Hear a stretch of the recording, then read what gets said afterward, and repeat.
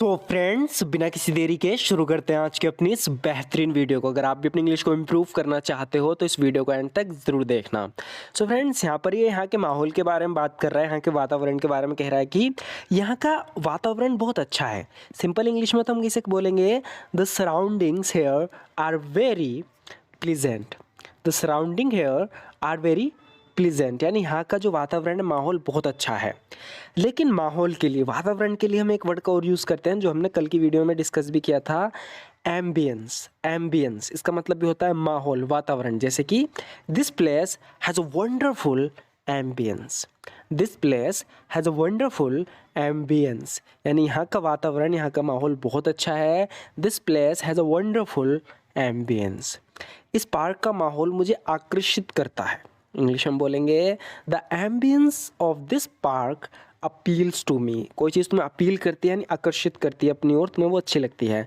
The ambience of this park appeals to me, यानी इस park का माहौल मुझे आकर्षित करता है। मैं पढ़ाई के लिए शांत माहौल पसंद करती हूँ। देखो, यहाँ पर पढ़ाई की बात चल रही है और माहौल की बात चल रही है, तो माहौल के लिए हमने भी एक वर्ड डिस्कस किया था, एम्बियंस। तो कैसे बोलेंगे इंग्लिश में, आई प्रेफर, यानी मैं प्रेफर करती हूँ, पसंद करती हूँ। I prefer a quite ambience for studying. I prefer a quite ambience for studying, यानी पढ़ाई के लिए मैं एक शांत माहौल पसंद करती हूँ। I prefer a quite ambience for studying. शांत माहौल में अच्छे से पढ़ाई कर पाती हूँ। यहाँ पर इसी कहने का मतलब है कि इन पीसफुल एम्बियंस, यानी जो शांत माहौल होता है, पीसफुल माहौल, इन अ पीसफुल एम्बियंस, यानी शांत माहौल में आई can focus and study effectively.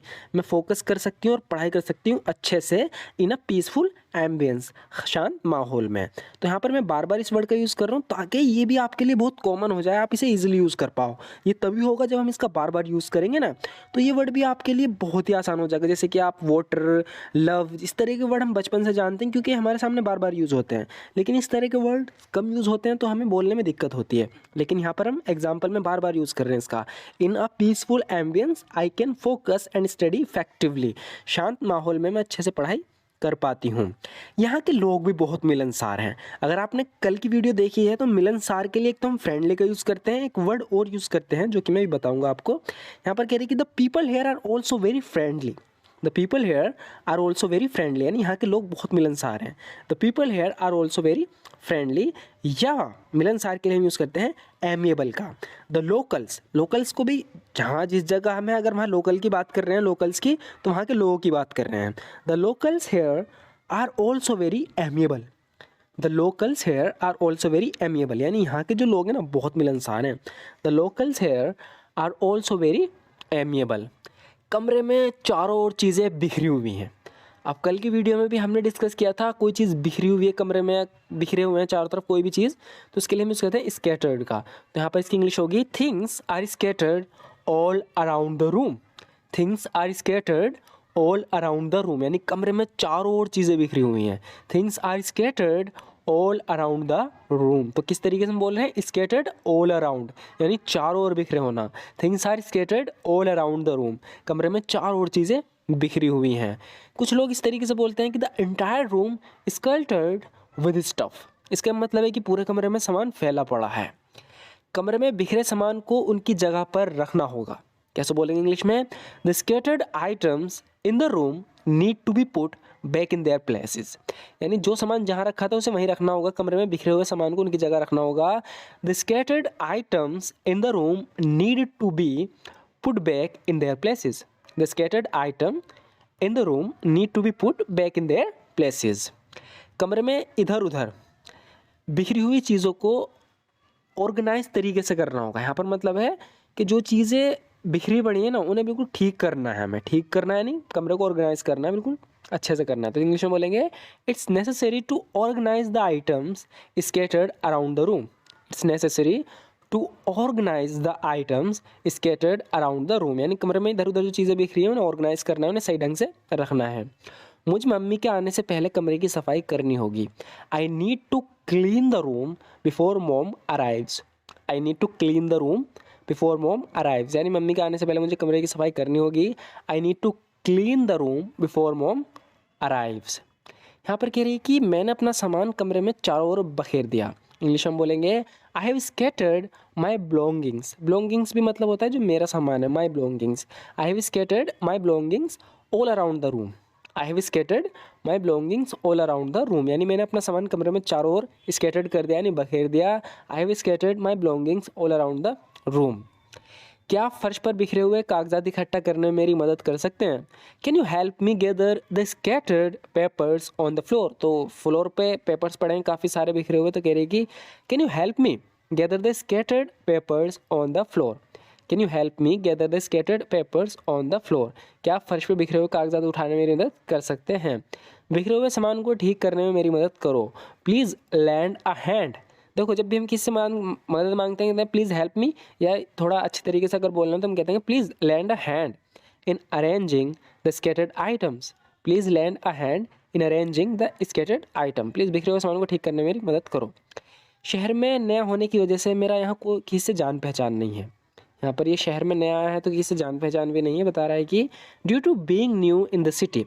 Due to being new in the city, इसका मतलब है कि कारण कि मैं शहर में अकेला हूँ। ड्यू टू का मतलब होता है कारण। Due to being new in the city, शहर में नए होने के कारण I don't have any acquaintances here. मेरे यहाँ किसी से कोई जान पहचान ही नहीं है, कोई मेरा जान पहचान का नहीं है। I don't have any acquaintances here. Due to being new in the city I don't have any acquaintances here. ये बोल रहा है कि मैं अकेलेपन से घिरा हुआ महसूस करता हूँ। यहाँ पर घिरा हुआ महसूस करना, इसके लिए हम बोलेंगे I feel engulfed by loneliness.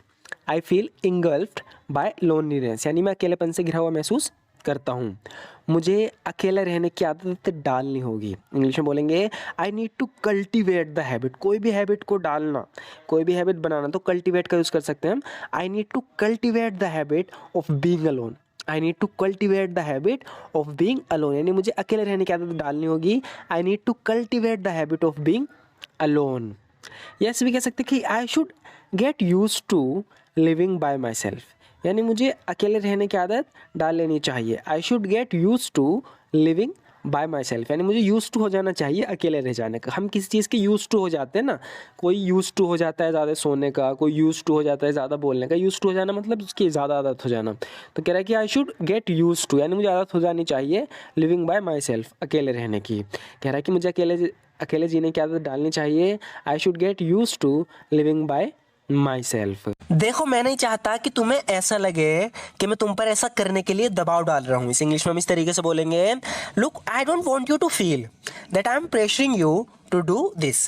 यहाँ पर इस लड़की से कुछ करवाना चाहता है लेकिन दबाव भी नहीं डालना चाहता, इसलिए बोल रहा है कि देखो मैं नहीं चाहता कि तुम्हें ऐसा लगे कि मैं तुम पर ऐसा करने के लिए दबाव डाल रहा हूँ।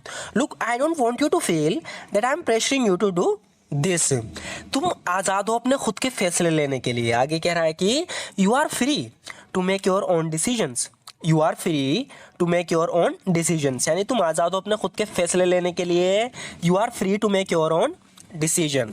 अगर तुम्हारा ये काम करने का मन नहीं है तो खुद को बाध्य महसूस ना करो। बाध्य मतलब मजबूर महसूस ना करो। यहाँ पर ये कह रहा है कि if you don't feel like doing that stuff, यानी अगर तुम्हारा स्टफ ये काम करने का मन नहीं है, if you don't feel like doing that stuff don't feel obligated, तो खुद को मजबूर महसूस यानी कि बाध्य महसूस ना करो।